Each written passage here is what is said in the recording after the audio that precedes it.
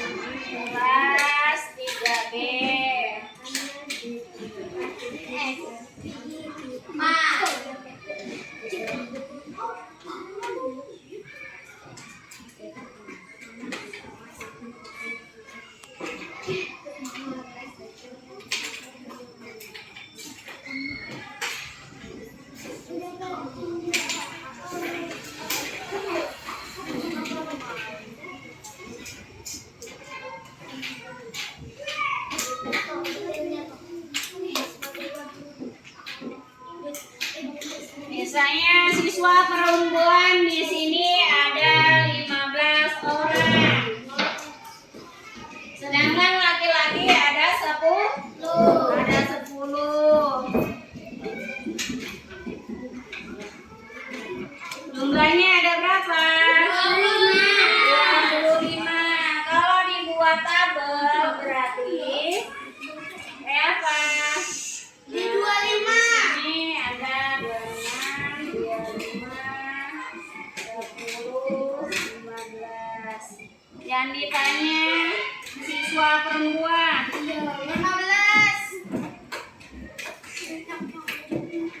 Siswa perempuan mengarah pada 15.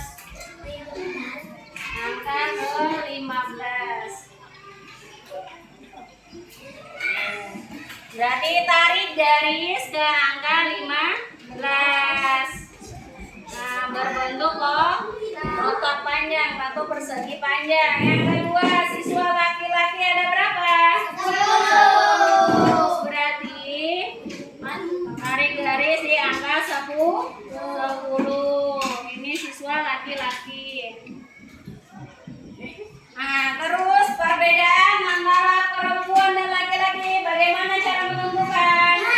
Kalau misalnya laki-laki ada 10, Ya, perempuan ada 15, jadi bedanya 5. bedanya 5. Berarti jumlah perempuan dikurang sama jumlah laki-laki.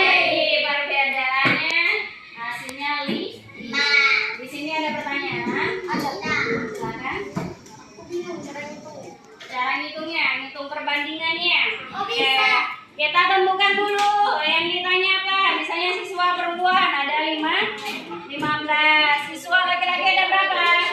10. Terus cara perbandingnya bagaimana Ibu? Dikurang. 15 dikurang 10 hasilnya 5. Inilah perbandingannya. Bu, ya. Tapi biar kita bisa Siapa? tapi gimana caranya kita bisa tahu kalau itu dikurang? Itu namanya perbandingannya. Nah, kita lihat dulu jumlah yang perempuan. Misalnya kayak gini kampus kayak waktu itu kan misalnya aja merah kuning hijau. Yang merah misalnya batasnya cuma sampai 10, merah 10. Lalu kuning misalnya 8 ya. Hijau misalnya 7. Jadinya itu dikurang. Iya, dikurang. Kita lihat itu pada datanya atau diagramnya. Kalau di ujung pas namanya jumlahnya, berarti itu menunjukkan datanya. Misalnya di sini ada 20. Berarti data yang pertama ada 20. Yang kedua datanya ada 25. Nah, 25. Terus perbandingannya bagaimana, Bu? Dikurang. Iya, dikurangkan. Jadi 25 dikurang 20. Berarti perbandingannya ada 5. Sudah? Ada lagi? Kalau tidak ada, itu ada lembar SKPD. Di sini masih tentang rambu-rambu lalu lintas dan gambar diagram. Oke, cara mengerjakannya masih sama ya. Tulis nama kelompoknya dan cari arti dari rambu-rambu lalu lintas.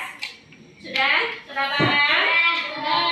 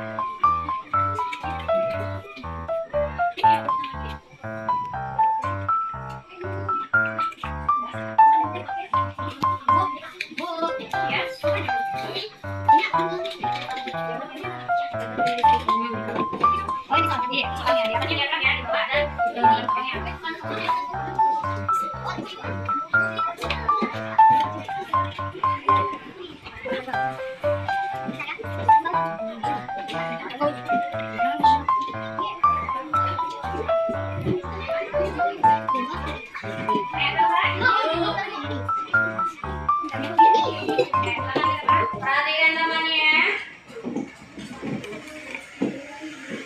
Bahasa Indonesia, tuliskan arti lambang rambu lalu lintas di bawah ini. Yang nomor 1 dilarang belok kanan. Yang nomor 2 dilarang masuk. Yang nomor 3 lampu lalu lintas. Yang nomor 4 dilarang belok kiri.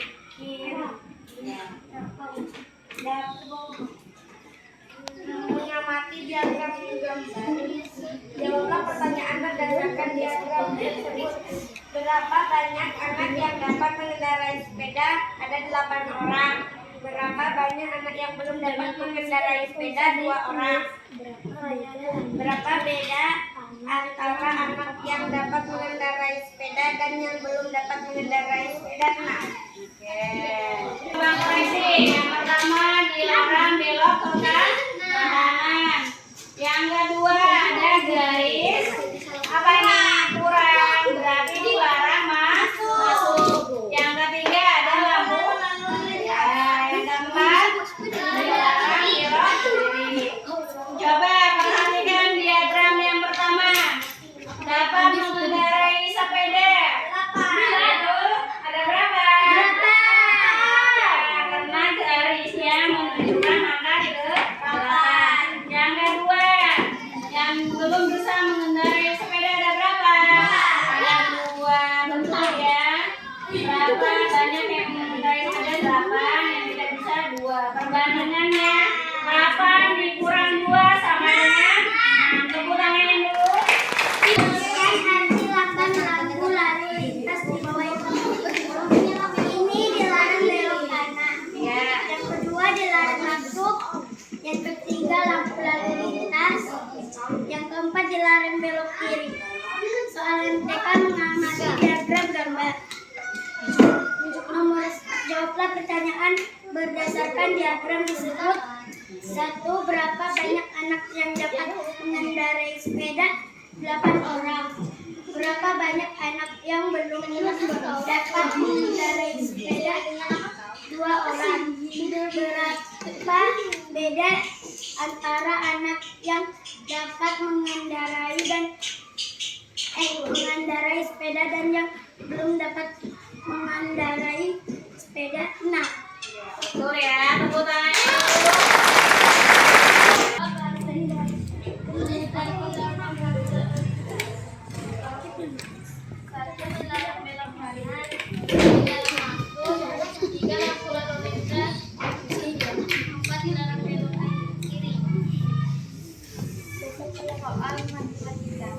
Jawablah pertanyaan berdasarkan diagram tersebut.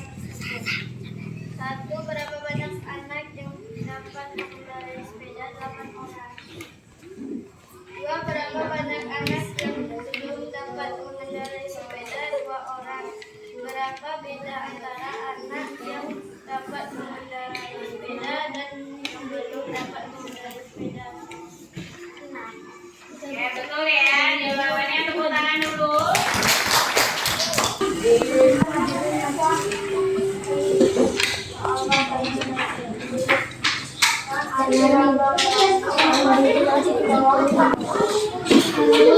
Yang pertama dilarang belok kanan. Yang kedua dilarang masuk. Yang ketiga lampu lalu lintas. Oke, perhatikan gambar yang pertama Domingus itu artinya apa? Dilarang Belok kanan. ya, betul ya. Gambar pertama yaitu dilarang belok ke kanan. Yang gambar yang kedua Dilarang masuk. dilarang masuk. Gambar yang ketiga artinya Lampu lalu lintas. lampu lalu lintas. Yang keempat dilarang belok kiri, betul ya. Coba tunjukkan diagramnya dulu kan ke temannya. Oke, diagram di situ yang pertama mengenai data apa? Yang bisa mengendarai sepeda. Yang bisa mengendarai sepeda tadi ada berapa orang? Ada 8 orang. Sedangkan yang berjalan kaki ada 2 orang. Ada 2 orang. Terus perbandingannya ada berapa? Ada 6 orang. Tepuk tangannya dulu sayang untuk Minus. Oke. Soal bahasa Indonesia. Tuliskan arti lambang rambu lalu lintas di bawah ini. Tulis dulu bunyi belok kanan, ini belok masuk, ini lalu lintas, Ya. ini belok kiri. Terus diagramnya.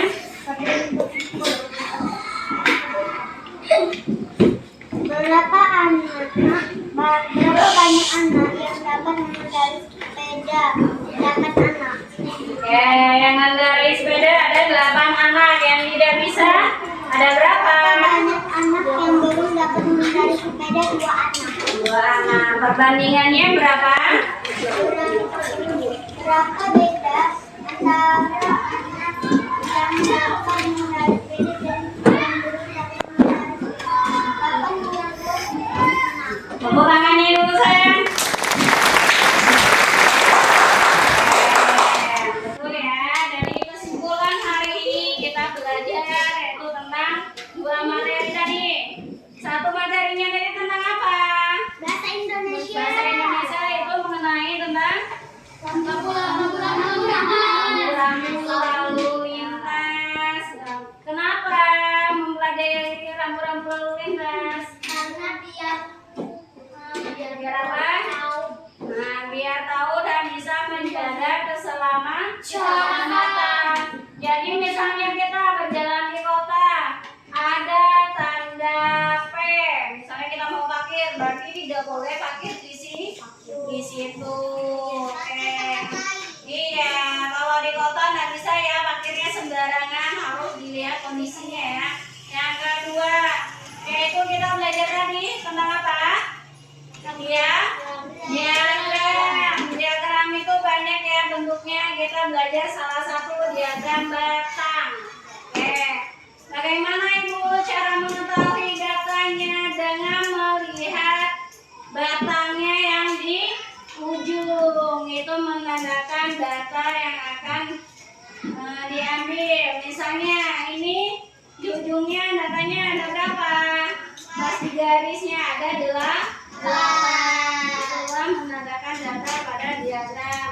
Biar apa diagram? Biar bisa mempermudah kita membaca dalam mencari data. Di sini ada pertanyaan? Tidak ada. Kalau tidak ada, Ibu ucapkan terima kasih telah mengikuti pelajaran Ibu. Semoga apa yang Ibu jelaskan bisa kalian terapkan dalam kehidupan sehari-hari. Ibu akhiri wabillahi taufiq hidayah. Wassalamualaikum warahmatullahi wabarakatuh.